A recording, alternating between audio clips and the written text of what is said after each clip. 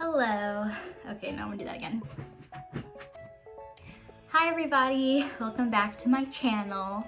Because I have a channel now, I'm still not over the fact that I am making YouTube videos.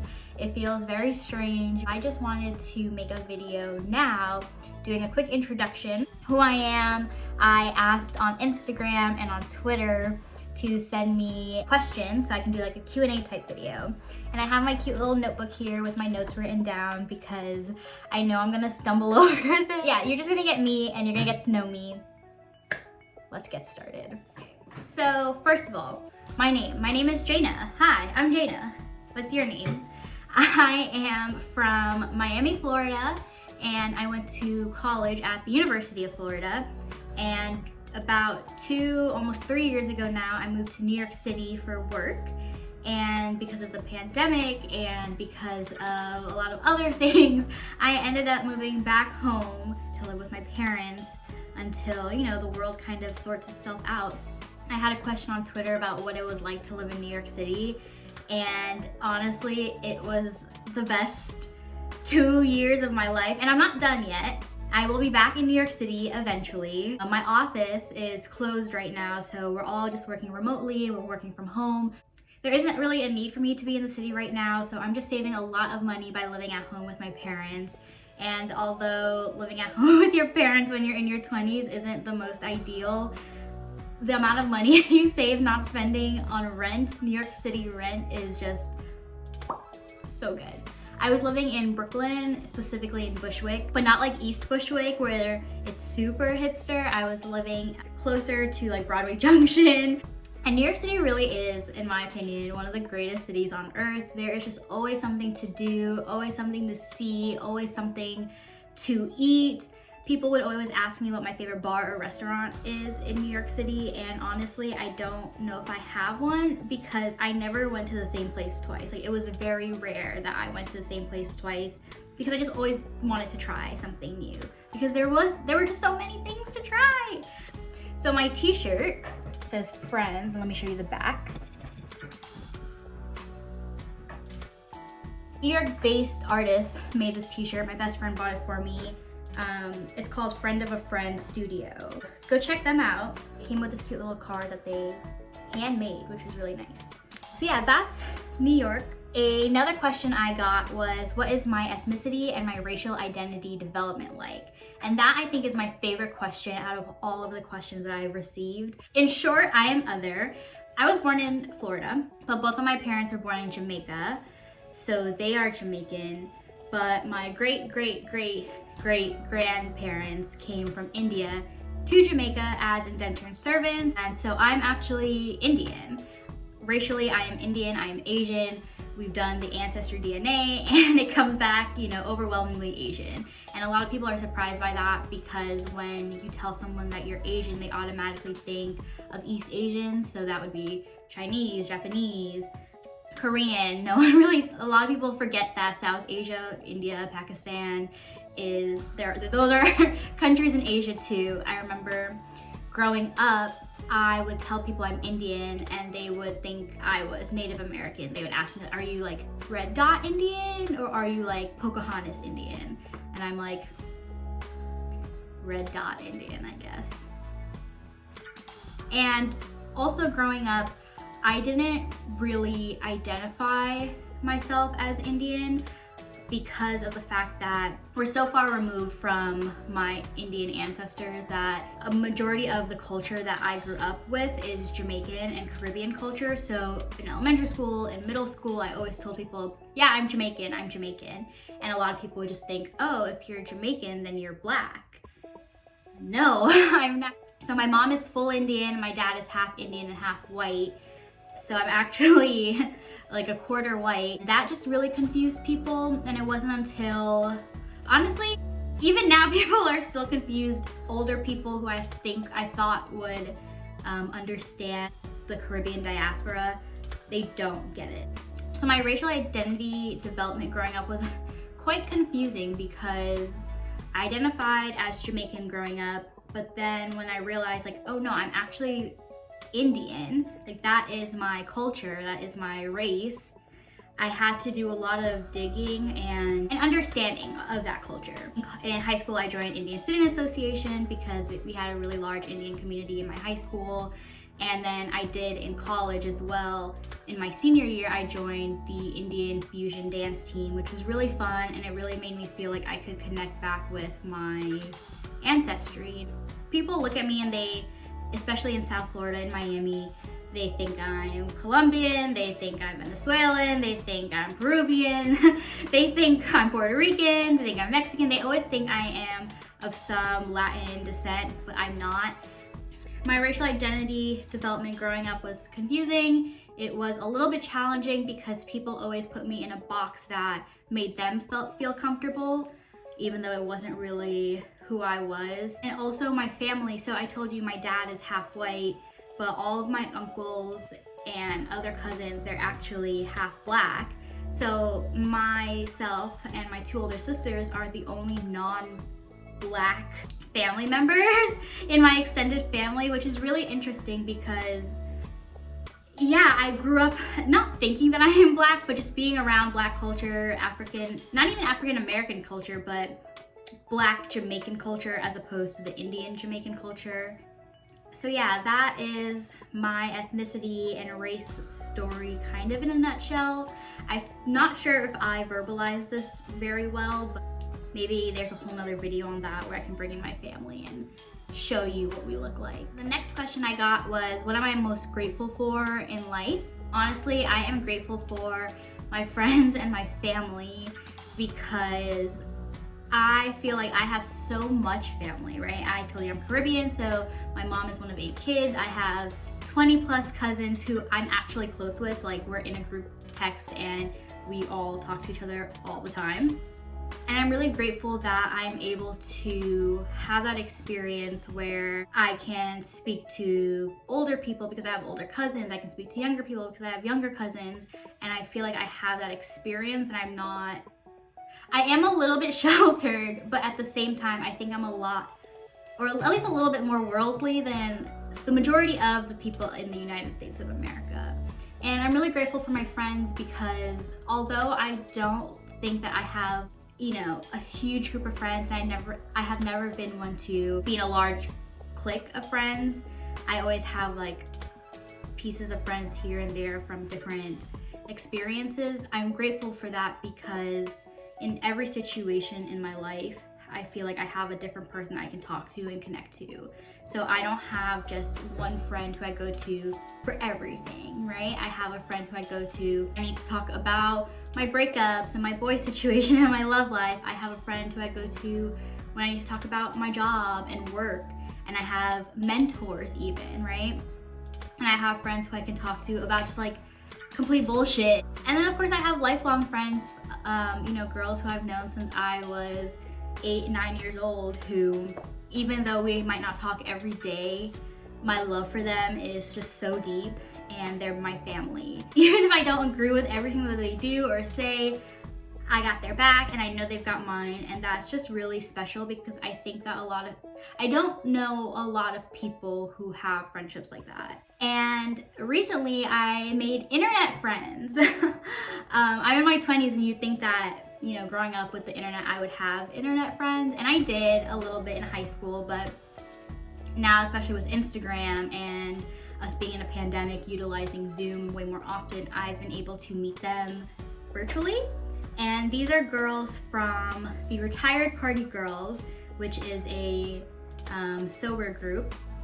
Which leads me to the next question of why I don't drink.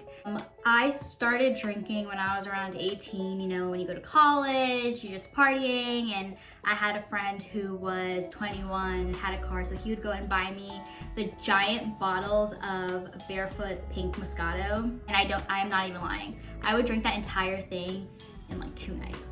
Disgusting. Like thinking back on it, it's really gross.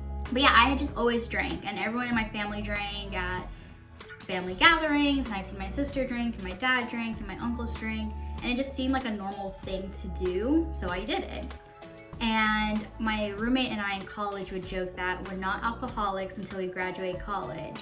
The idea is that if you graduate college and you're still like getting super hammered on Saturdays, you're an alcoholic.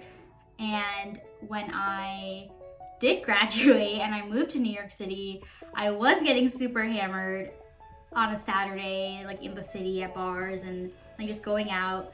And I wouldn't like that version of myself. I felt like I was putting myself in unsafe situations and not remembering how I got home or remembering things that I've said or done was really alarming and really scary. I would joke that there was an alter ego that came out when I was drunk, but after a while, like that story is not funny anymore. It really amplified my anxiety and it ended up hurting a lot of people that I loved. I was just like, okay, I need to stop drinking. And I tried moderating, you know, like, okay, don't drink when you're alone. Only drink on the weekends. Only drink after 6 p.m., you know? But that didn't work for me. So I just decided once shit really hit the fan, I'm done drinking. And that's not to say that I, you know, I'm like completely sober right now. It's a really hard thing to do, be sober when you have been drinking for like binge drinking so often. I did drink on Christmas, I did drink on New Year's Eve, but I'm working on it and it's a process. And like I said, I'm really grateful for my friends, especially my retired party girl friends who keep me centered, keep me whole, keep me feeling seen and loved and heard. So the next question is, why did I start a YouTube channel and what can you all expect from it? I actually started this channel a little bit because of one of my sober internet friends from Retired Party Girls. I had an advent calendar by NYX Cosmetics and every day there'd be a new product in it, and I decided that it would be fun to record myself opening it, trying a new product, and posting it on my Instagram stories because my friend was posting daily outfits that she was just kind of putting on in her house. And I was like, oh, that's fun. Let me hold myself accountable by posting what I do on my face, like my makeup. And a lot of people responded very positively towards that content. And I got a lot of replies saying, you should start a YouTube channel. I love your videos. This is so much fun. So of course, yeah, I loved being able to share something that I love doing with people that I loved and people who loved me. Then my sister for Christmas bought me a ring light. I felt like that was a sign of just saying, I don't know, her and the universe saying, go use this ring light and make good videos for the world. And I guess you can expect out of this me doing my makeup and me talking about things that are going on in my life. I don't know, maybe I'll vlog. Not much is going on because we are in a pandemic still. And I'm just kind of at home not doing much, so there's not really much to vlog.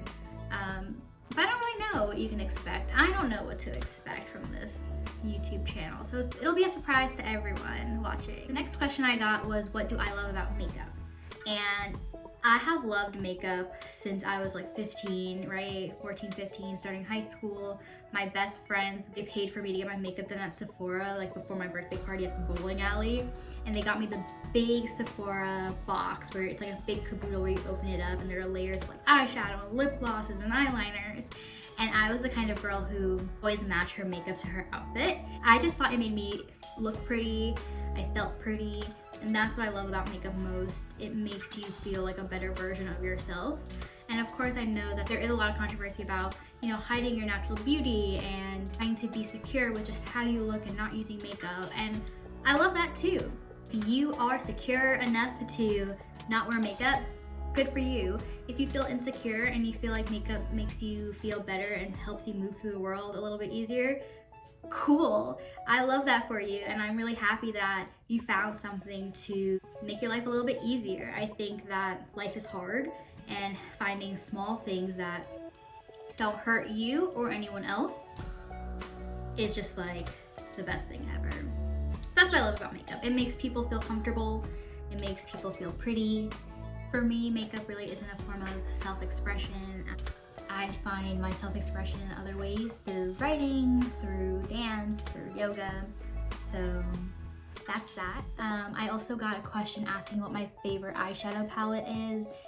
I don't know if I have a favorite. That's not true. Well, so my most used one is different than my favorite palette.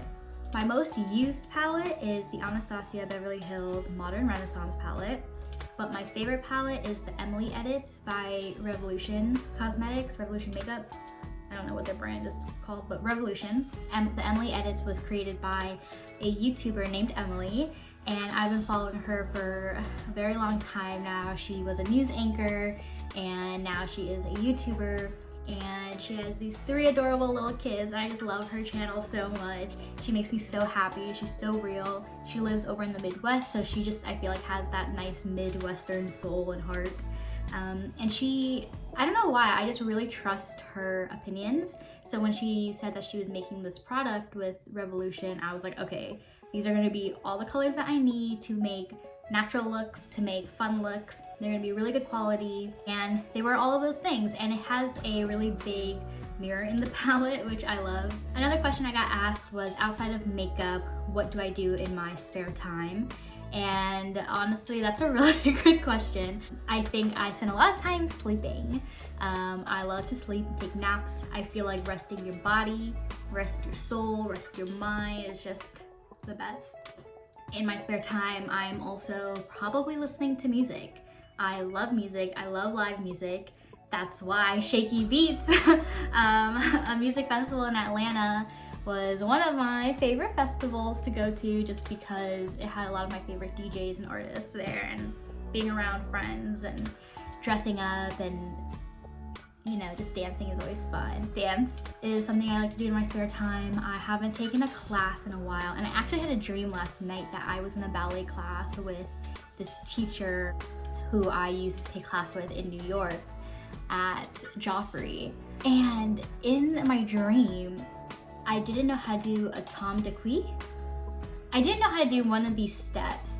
And it's a step that, like, in my real life, I heard of, but I just couldn't remember how to do it. And she wouldn't teach me how to do it. She just kind of like told me I was bad, and I felt really sad. And I walked out of the classroom and I told her she was like a bitch or something. I also like to do yoga in my spare time. As you can see, I have my little yoga blocks and my yoga mat. It was something I did every Thursday religiously when I was in New York City. I went to a hot yoga class. I haven't been able to go, obviously, in real life because of the pandemic, but one of the yoga instructors at the studio has been doing Instagram live classes and some Zoom classes. Her name is Rising Root on Instagram. I'll leave that down below in the description box. Please go check her out. I love her, and I want to send all the support her way. So yeah, she has really helped me just become a better person, I feel like, because her classes really rezone me and reset me. And also in my spare time, when I'm not doing my makeup, I am just playing with my nieces and nephews. Well, niece and nephew, because I only have one of each. They are my whole world. I love them. I love playing with them, even when they're being, you know, bratty. They're just my favorite people in the world. So I think those are all the questions that I had received, according to my notes, which felt real, like it went by a lot faster than I thought it would have. I felt like I was going to be here talking forever. And I thought I was going to be doing my makeup while I recorded this, like I had my products out. This is a marker. This is not makeup. Yeah, that's all I think there is to know about me right now. If you want to get to know me a little bit more, hit me up on Instagram or Twitter. My handle is @Jayna_TS. And I will be happy to talk to you whenever you want. I am just in my house, bored in the house, and I'm in the house bored. All right, thank you so much for supporting me, for watching this video. See you in the next one.